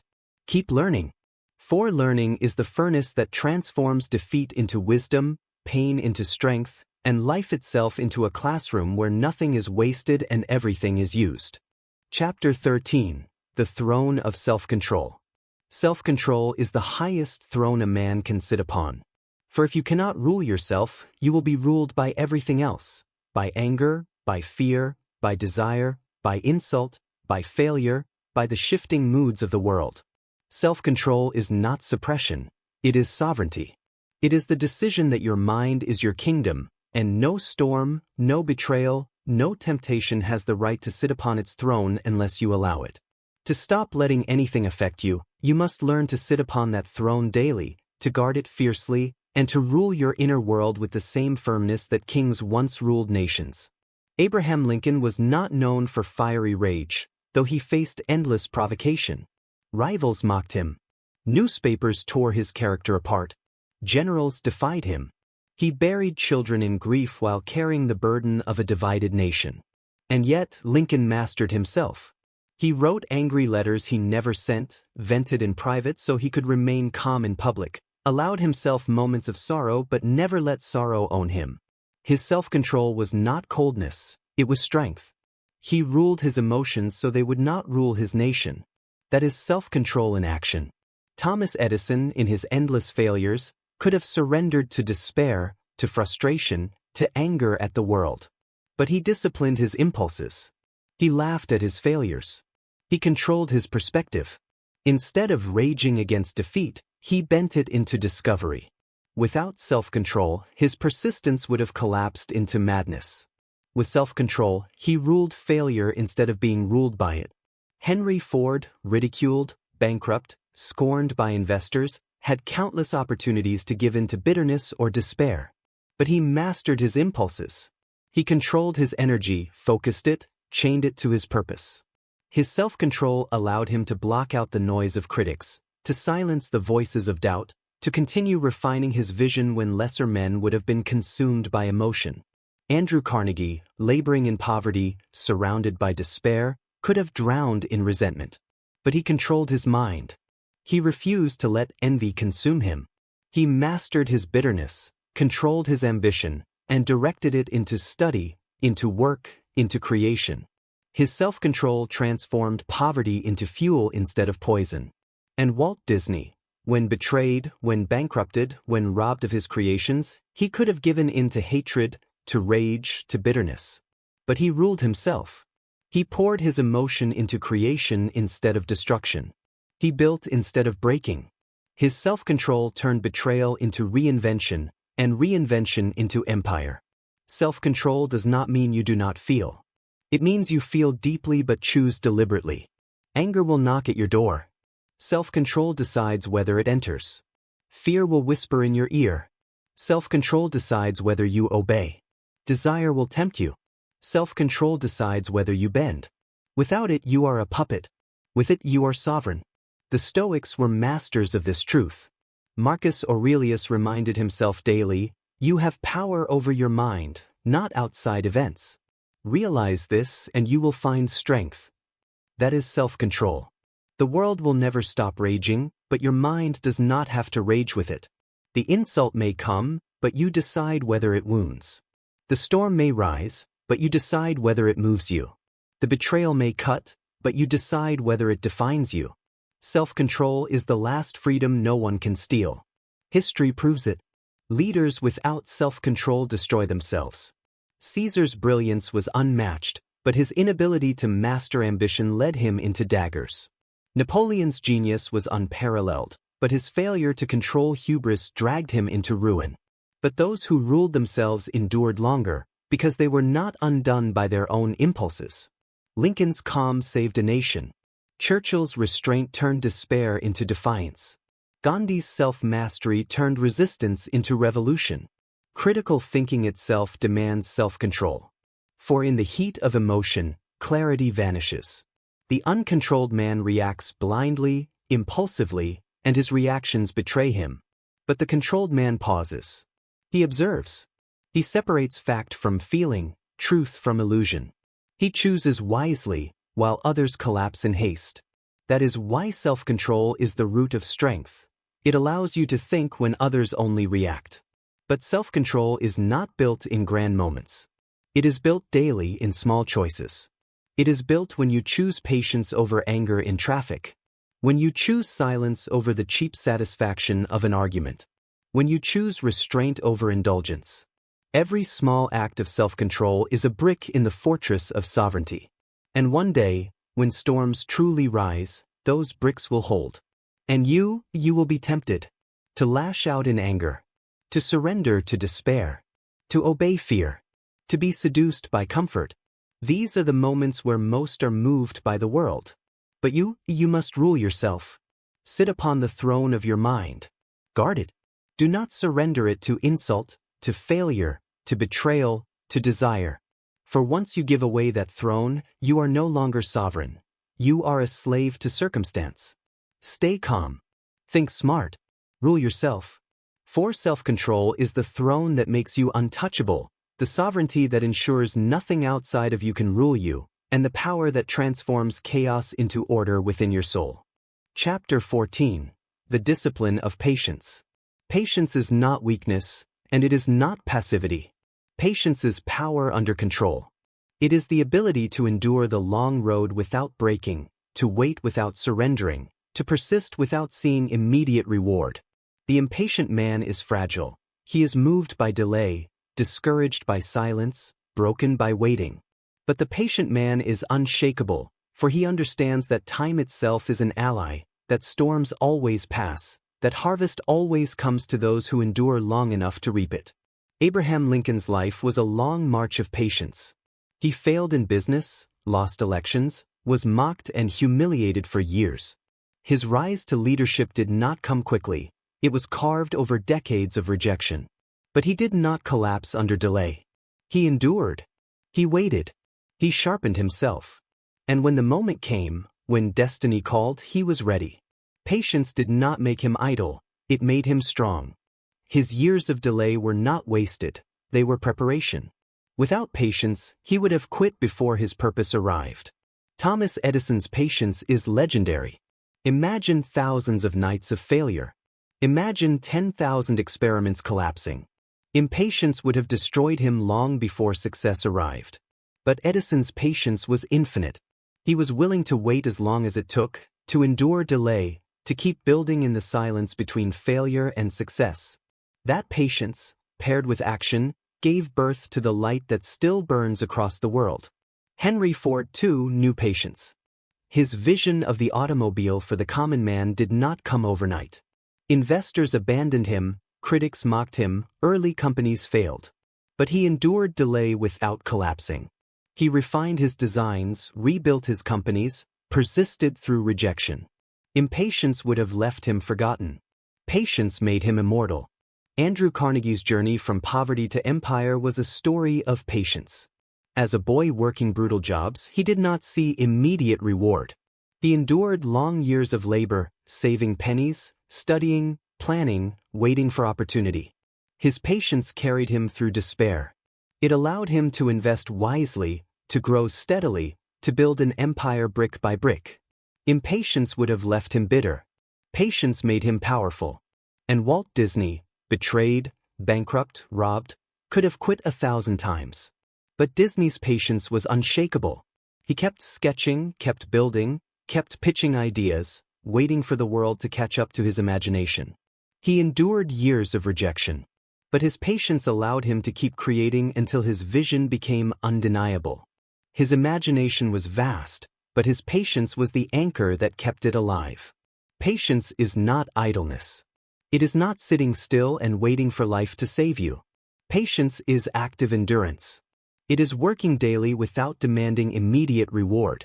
It is moving forward while trusting that results will come in time. Patience is discipline over time, the refusal to collapse in the silence between planting and harvest. The Stoics were masters of patience. Marcus Aurelius reminded himself that time is part of nature's design, that delay is not denial, that endurance is not wasted. He wrote that life's unfolding cannot be rushed, that events come at their appointed season. Patience allowed him to endure the long wars, the endless betrayals, the pain of loss without breaking. Impatience would have poisoned him with despair. Patience gave him calm. History itself belongs to the patient. Empires were not built in a day. The Great Wall of China was raised over centuries. Rome grew not overnight, but through patient expansion, brick by brick, road by road. Cathedrals took lifetimes to complete. Every monument of civilization is proof of patience, the steady endurance of generations. Critical thinking demands patience. To see clearly, you must pause. To decide wisely, you must wait. To endure storms, you must hold your ground. The impatient mind collapses at the first delay, demands quick answers, and rushes into destruction. The patient mind endures the silence, studies the storm, and chooses its moment with precision. And you will face delay. You will face seasons where effort brings no reward, where progress feels invisible, where storms seem endless. The impatient part of you will scream to quit, to collapse, to surrender. But patience is your shield. Endure. Wait with strength. Keep moving even when no result appears. Trust the process of time. For delay is not defeat. Silence is not absence. Storms do not last forever. Patience does not weaken you. It steels you. It proves your faith in your purpose, your belief in your vision, your mastery over impulse. The impatient man is moved by time. The patient man masters time. Stay calm. Think smart. Be patient. For patience is the discipline of time, the proof of strength in waiting, and the power that ensures no storm, no delay, no silence can ever move you from the path you have chosen. Chapter 15. The Blade of Focus. Focus is power concentrated. It is the difference between a scattered flame that flickers and a burning fire that melts steel. Focus is the discipline of attention, the refusal to waste your strength on distractions, the ability to cut through noise until only what matters remains. The unfocused man is fragile. He is moved by every distraction, pulled by every temptation, shaken by every voice. But the focused man is unshakable, for his eyes are fixed, his mind is clear, his energy is aimed like a blade. Abraham Lincoln lived in storms of noise, critics from every side, rivals in his own government, generals disobeying orders, newspapers screaming against him. Yet he did not allow his attention to scatter. His focus remained on the preservation of the Union and the pursuit of freedom. He endured mockery, endured betrayal, endured endless distractions, but his blade of focus cut through it all. And because he refused to be moved by noise, he carried his nation through its darkest hour. Thomas Edison's life was a lesson in focus. Thousands of failures surrounded him. Mockery echoed in his ears. Yet he never allowed his attention to fracture. His mind was locked on one objective: to bring light into the world. While others were distracted by comfort, by doubt, by fatigue, Edison focused. He labored, he refined, he tested, he persisted. Focus allowed him to transform failure into discovery. Focus made his persistence meaningful. Henry Ford's focus was unrelenting. While critics laughed, while competitors raced in other directions, Ford's attention remained on one vision: the automobile for the common man. He was not distracted by wealth, not seduced by luxury, not diverted by easier paths. His focus allowed him to refine his assembly lines until his vision became reality. Without focus, his energy would have scattered into nothing. With focus, his energy reshaped the world. Andrew Carnegie, from poverty to empire, wielded focus like a weapon. He disciplined himself to work, to study, to invest. While others wasted their meager wages in distraction, Carnegie focused. He saved, he planned, he read, he grew. Focus allowed him to climb where others remained chained. Later, his focus on steel built an empire. Focus is not luck. Focus is deliberate direction of attention, and Carnegie mastered it. And Walt Disney's imagination was vast, but without focus it could have scattered into fantasies that never materialized. He faced betrayal, bankruptcy, ridicule, but his focus kept him moving forward.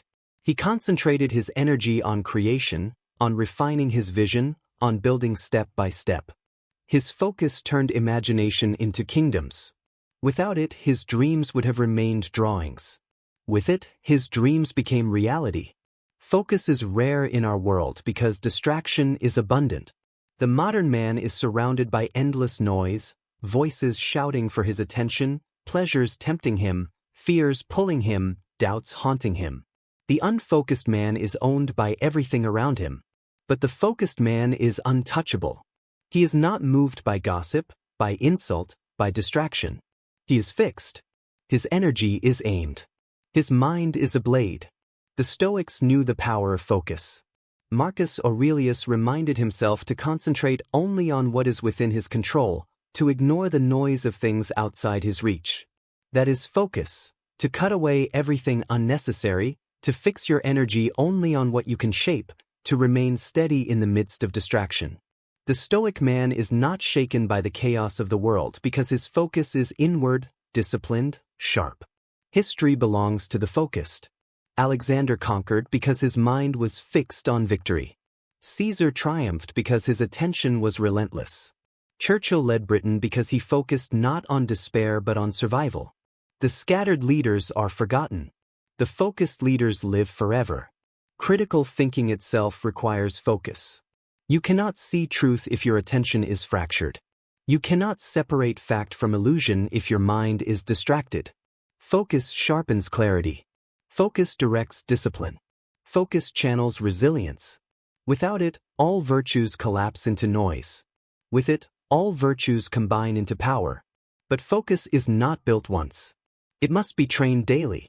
Every time you ignore distraction, you sharpen it.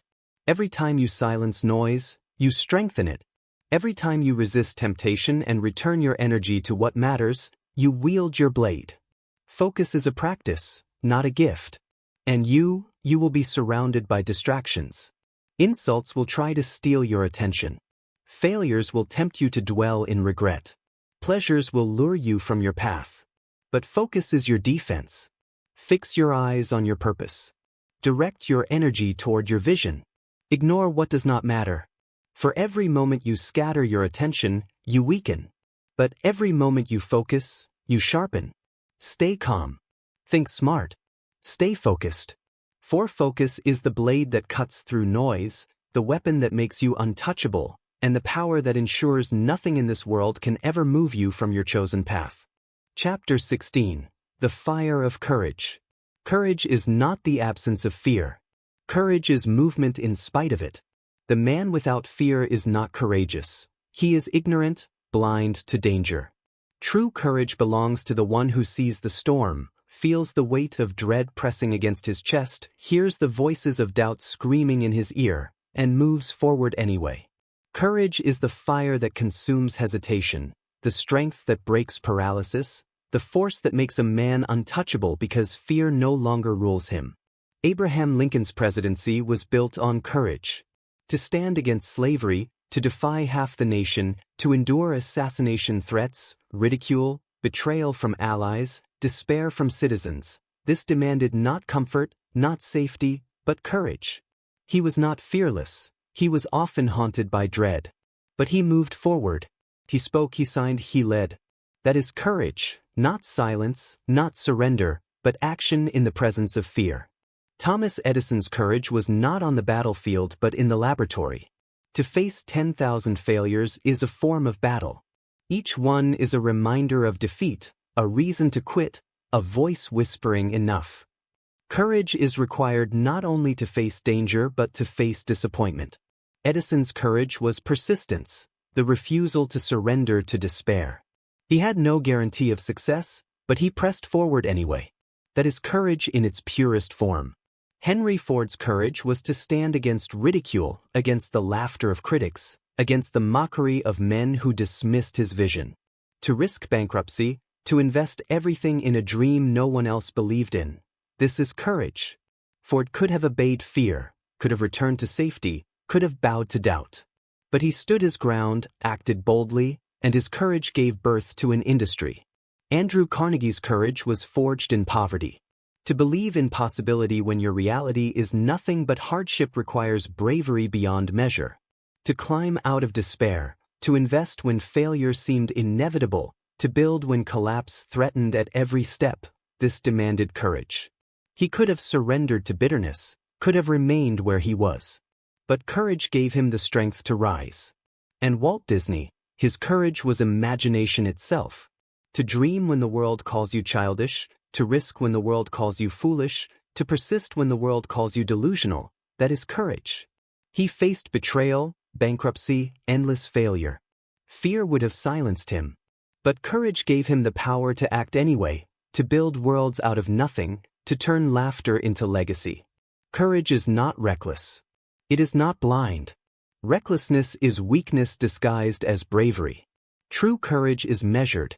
It sees the danger, feels the fear, acknowledges the risk, and still moves forward. Courage is rational fire. It is the marriage of clarity and strength. The Stoics revered courage as one of the 4 cardinal virtues. Marcus Aurelius wrote that death, pain, insult, none of these should be feared, for they are part of nature. Fear does not vanish, but courage redefines it. He believed that courage was living in accordance with truth, doing what is right regardless of consequence. That is the deepest courage, not the courage of survival, but the courage of virtue. History is shaped by courage. Alexander's empire was carved by courage. Caesar's rise was secured by courage. Churchill's defiance in Britain's darkest hour was courage incarnate. Martin Luther King Jr.'s dream was courage standing against hatred. Courage bends the arc of history because it refuses to bow to fear. Critical thinking in difficulty requires courage because clarity without courage is useless. You may see the right path clearly, you may know what must be done, but if fear stops you, clarity dies with you. Courage is what transforms knowledge into action. Courage is what ensures wisdom is not wasted.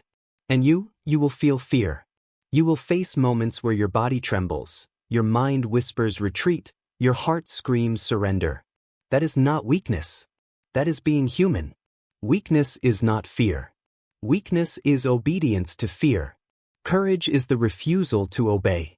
Courage is to say, yes, I am afraid, but I will act anyway. Do not wait for fear to vanish. It never will. Do not wait for safety to appear. It rarely does. Move forward in fear. Speak in fear. Act in fear. For each step you take, fear loses its grip. Courage grows only in action, never in waiting. Stay calm. Think smart. Be courageous. For courage is the fire that makes you untouchable, the strength to act when others freeze, and the proof that fear may touch you, but it will never own you. Chapter 17. The Anchor of Faith. Faith is the bridge between the present you see and the future you cannot yet touch. It is the unseen hand that steadies you in darkness, the anchor that holds when storms rip away every visible certainty. Faith is not blind ignorance. Faith is strength in uncertainty. It is the decision to walk forward when the path is not clear, to endure when the reward is not visible, to trust when reason alone would tell you to surrender. Without faith, the weight of difficulty will crush you. With faith, you become unshakable, because no storm can rob you of your conviction in what lies ahead. Abraham Lincoln lived on faith as much as logic. When the Union was splitting, when civil war consumed his nation, when bodies filled fields and despair covered his people, reason alone would have told him to surrender. Evidence screamed that the Union could not be saved, that the bloodshed was too great. But Lincoln held faith in the vision of unity, in the ideal of freedom. Faith carried him where evidence faltered. Without it, he would have collapsed under the sheer impossibility of his task. Thomas Edison embodied faith in discovery. Imagine failure after failure, thousands of experiments shattering into disappointment. Reason would have told him to stop. Logic would have said it was impossible. But Edison's faith in his vision kept him moving. He trusted in a light he could not yet see, in a success not yet born. Faith gave him the strength to persist when logic offered no comfort. Henry Ford's faith was in possibility itself. He was told by experts, by bankers, by critics that his dream of an affordable automobile was foolish, impossible, unprofitable. Evidence stood against him. But Ford's faith in his vision of progress carried him through bankruptcies, ridicule, rejection. Faith told him, "They cannot see what I see, but that does not mean it cannot be real." And so he built until the world had no choice but to see. Andrew Carnegie's faith was in the ladder of opportunity. Born into poverty, there was no evidence that he could rise. Everything around him screamed permanence of despair. But Carnegie trusted in the idea that knowledge, effort, discipline, and endurance could lift a man beyond his origins. That faith carried him upward, from child laborer to industrial titan. Without faith, poverty would have broken him. With faith, it became fuel. And Walt Disney's faith was imagination itself. He had no reason to believe his visions would become reality. He was betrayed, bankrupted, ridiculed. Every rational voice said stop. But faith told him, hold fast to your dreams. They exist even if others cannot see them yet. Faith kept him sketching when investors laughed, kept him building when critics mocked, kept him dreaming when betrayal tried to poison him. His worlds exist today because he lived by faith in what could not yet be seen. Faith is not irrational, it is superrational. It goes beyond logic, not against it. Logic works with what is known. Faith works with what is possible. Logic gives you tools. Faith gives you direction. Logic keeps you grounded. Faith keeps you moving. A man without logic is reckless. A man without faith is paralyzed. Greatness requires both. The Stoics themselves, though not religious in our modern sense, lived by faith. Marcus Aurelius had faith in order, in virtue, in the meaning of endurance. He believed deeply that nothing in nature was wasted, that even suffering carried purpose. That faith allowed him to endure pain, betrayal, war, without falling into despair. For faith, at its core, is trust. Trust that your endurance matters, that your discipline is not wasted, that your struggle is not meaningless. History bends to faith. Explorers crossed oceans by faith in lands not yet mapped. Inventors risked their lives by faith in discoveries not yet proven. Leaders endured by faith in nations not yet healed. Martin Luther King Jr. declared, "I have a dream," when all evidence screamed that dream was impossible. Faith carried him to speak words that shook the conscience of a nation. Critical thinking without faith becomes paralysis. The mind can analyze endlessly, calculate probabilities, study risks, but without faith, it will never act. Faith is what carries you beyond hesitation. Faith is what steadies you when outcomes are uncertain. Faith is what ensures you do not collapse in the silence between planting and harvest. And you will face seasons where evidence is against you, where logic alone will tell you it is over, where fear will whisper that it is hopeless. These are the moments where faith becomes your anchor. Faith in your purpose. Faith in your vision. Faith in the truth that storms pass, that effort bears fruit, that pain transforms. Faith does not guarantee ease. It guarantees endurance. Faith must be chosen. Daily. In silence. In struggle. In darkness. When results are invisible. When storms are loud. When fear is heavy. Faith must be renewed. Every day you say, "I cannot yet see it, but I will not stop moving toward it." That is how you remain unshakable. Stay calm. Think smart. Have faith. For faith is the anchor that steadies you in darkness, the fire that carries you through uncertainty, and the strength that makes you untouchable even when the world offers you nothing but doubt. Chapter 18. The Power of Endurance. Endurance is the proof of all virtues. Belief begins the journey, vision shows the path, purpose fuels the heart, discipline shapes the daily march, courage ignites the fire, faith steadies the soul, but endurance carries them all to the finish. Without endurance, Belief collapses at the first failure. Without endurance, vision dies in the storm. Without endurance, courage becomes a single moment instead of a lasting strength. Endurance is the long road, the commitment to remain when the world screams to surrender. Endurance is not speed, it is persistence. It is not brilliance, it is consistency. It is not glamour, it is grit. It is the strength to keep walking when your legs are shaking, to keep fighting when your arms are tired, to keep building when your heart is weary. Endurance is what makes greatness unshakable. Abraham Lincoln endured ridicule, defeat, grief, and loss for decades before his moment arrived. He failed in elections, he suffered in poverty, he was mocked as awkward, unfit, foolish. Yet he did not collapse. He endured. Each defeat became another layer of steel. Each insult became another reason to persist. And when destiny finally called, he was prepared not because he had talent alone, but because he had endured long enough to be ready. His endurance transformed defeat into destiny, sorrow into strength, delay into preparation. Thomas Edison endured storms of failure that would have buried weaker men. 10,000 failed experiments. Sleepless nights. Exhaustion. Loss of money, loss of credibility, loss of support. The impatient would have quit. The weak would have collapsed. But Edison endured. He remained when reason said stop. He stood when results refused to appear. And his endurance brought light to the world. Without endurance, his genius would have been wasted. With endurance, his genius became history. Henry Ford endured ridicule and bankruptcy. His ideas were mocked, his companies failed, his reputation was shattered. Most men would have surrendered, accepted defeat, retreated to safety. But Ford endured. He rose again. He rebuilt, redesigned, refined. His endurance allowed him to transform bankruptcy into revolution, ridicule into respect, and vision into reality. Andrew Carnegie endured the crushing weight of poverty. Child labor, despair, endless toil. Poverty destroys many men not because it is inescapable, but because it is exhausting. It wears them down until they surrender to bitterness. But Carnegie endured. He refused to be consumed. He saved, he studied, he climbed step by step. His endurance was not glamorous. It was survival turned into growth. And because he endured, he transformed his life into a legacy of steel and philanthropy. And Walt Disney, his journey was endurance incarnate. Betrayal, bankruptcy, mockery, rejection, over and over he was struck down. And yet he endured. He kept sketching when the world laughed.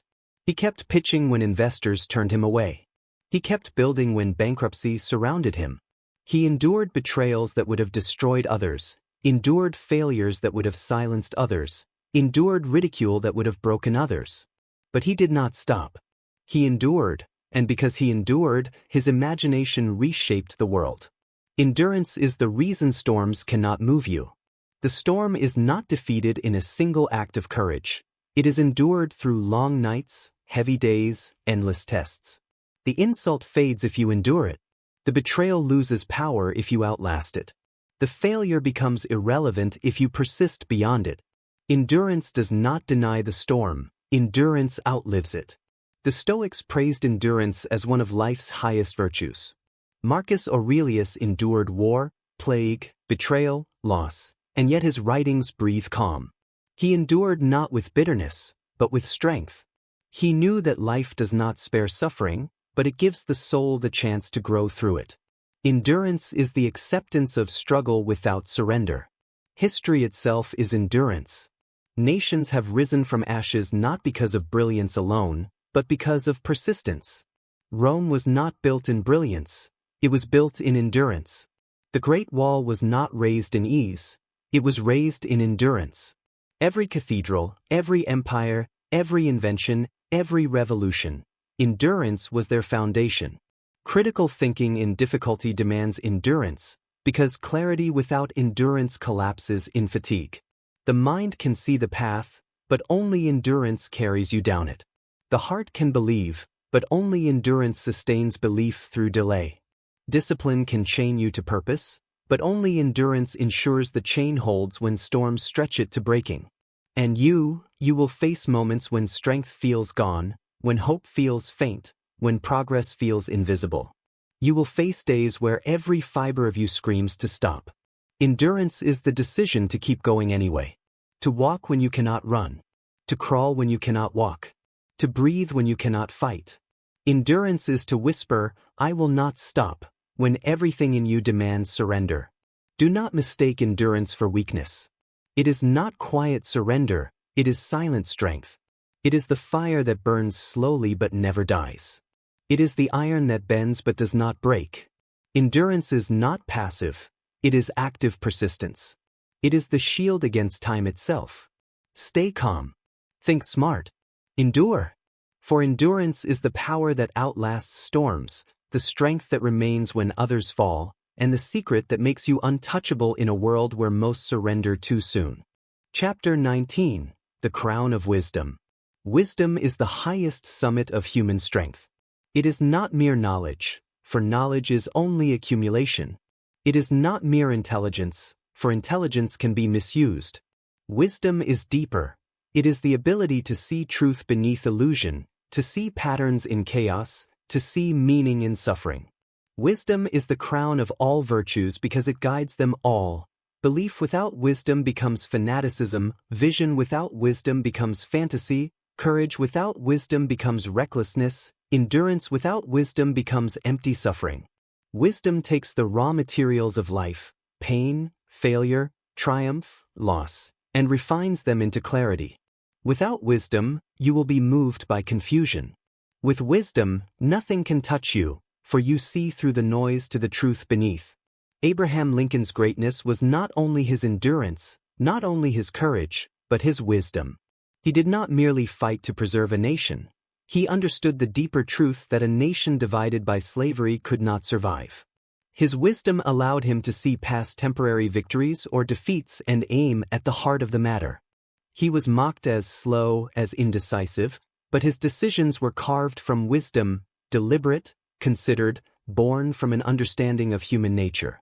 His wisdom allowed him to endure storms without being consumed by them, because he saw the larger horizon. Thomas Edison's inventions were not only the product of persistence but of wisdom. Thousands can try, but wisdom learns from failure. Thousands can test, but wisdom recognizes patterns, adjusts, refines. His wisdom allowed him to transform mistakes into discoveries, to see in chaos the next step forward. Without wisdom, his persistence would have been wasted energy. With wisdom, his persistence became progress. Henry Ford's empire was the fruit of wisdom as much as innovation. He saw not just the machine but the system, not just the automobile but the process that could place it in every home. Wisdom allowed him to see what others missed, that efficiency was not a minor improvement but a revolution. His wisdom turned ridicule into respect, bankruptcy into breakthrough, failure into fortune. Andrew Carnegie lived by wisdom. He studied not only how to rise but how to stay. He saw that wealth without purpose corrupts, that knowledge without sharing dies. His wisdom allowed him to invest not only in industry but in humanity, building libraries, universities, and institutions that would outlast him. His wisdom kept him from being consumed by greed and transformed his fortune into legacy. And Walt Disney, his imagination was vast, but his wisdom turned imagination into empire. He knew stories were not enough, they had to be told in ways that touched the soul. He knew a mouse could become a kingdom if woven into the right narrative. His wisdom allowed him to endure betrayal without losing trust, bankruptcy without losing hope, ridicule without losing joy. He understood the deeper truth, that joy itself was power, that imagination itself could become a fortress. Wisdom is not given. It is earned. It is forged in the furnace of experience. Pain teaches it. Failure sharpens it. Time deepens it. The man who refuses to learn remains ignorant. The man who refuses to reflect remains blind.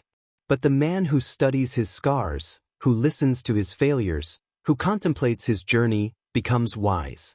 Wisdom is not merely surviving storms. It is understanding what the storm taught you. The Stoics revered wisdom as the highest virtue.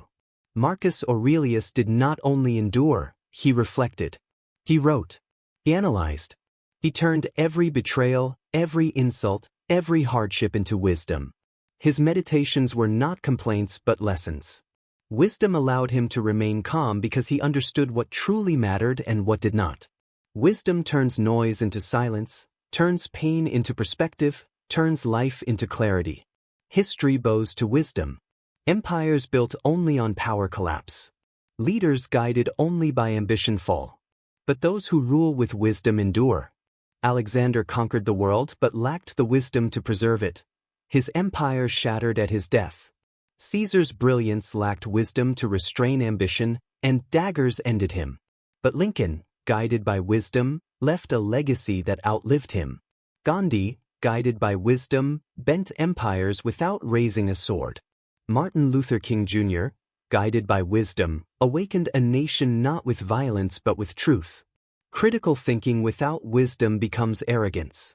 Intelligence without wisdom becomes danger.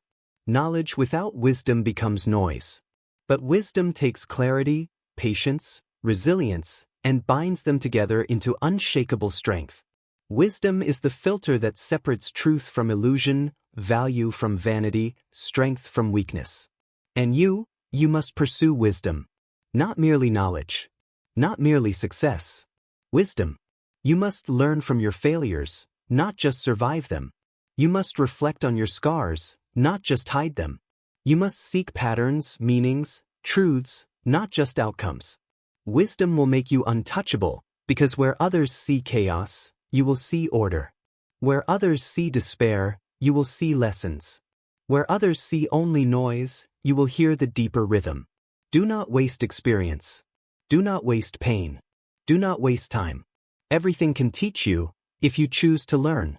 The man without wisdom is moved by every rumor, every insult, every storm.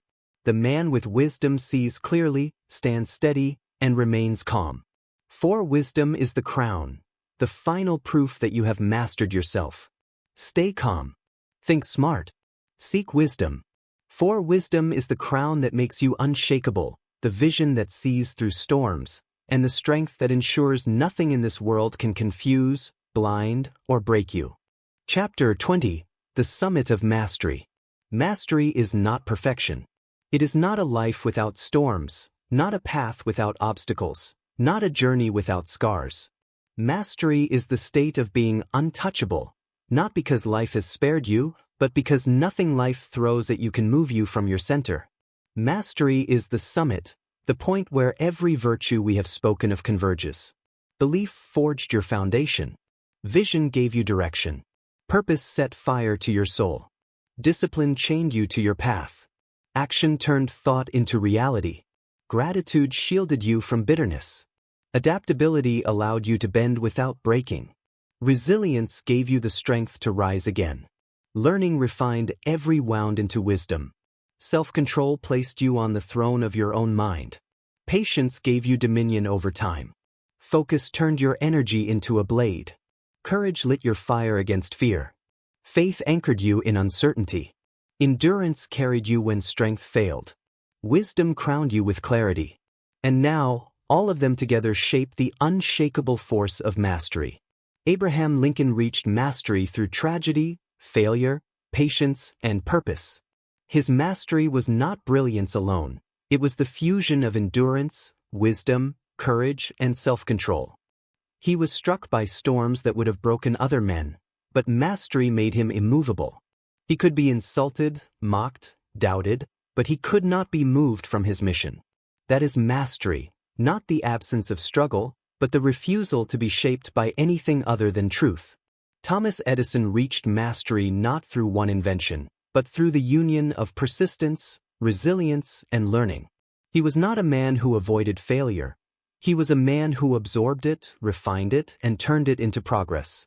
Mastery is not never falling. Mastery is knowing how to rise so well that falling no longer matters. Edison's failures were countless, but his mastery turned them into steps. That is why he changed the world. Henry Ford reached mastery by enduring ridicule, bankruptcies, and obstacles, but through focus, faith, adaptability, and action, he built an empire. His mastery was not only in mechanics but in mindset. He saw beyond the noise, beyond the critics, beyond the doubt. Mastery is not silencing the noise of the world. It is becoming so focused that the noise becomes irrelevant. Andrew Carnegie reached mastery by climbing from poverty into power without allowing greed to consume him. His mastery was not only wealth but wisdom, turning fortune into legacy, industry into philanthropy. Mastery is not merely reaching the summit, it is knowing what to do when you arrive. Carnegie used mastery not for himself alone but to shape generations after him. And Walt Disney, his mastery was the marriage of imagination and endurance, faith and action, courage and adaptability. He was betrayed, robbed, bankrupted, ridiculed, but his mastery kept him untouchable. He kept creating, kept believing, kept dreaming, kept building. Mastery is not never being betrayed. It is never letting betrayal define you. His mastery turned fantasy into kingdoms, laughter into legacy, and his vision continues to live because mastery cannot be destroyed by time. Mastery does not remove storms, it teaches you how to stand in them. Mastery does not erase fear, it teaches you to act through it.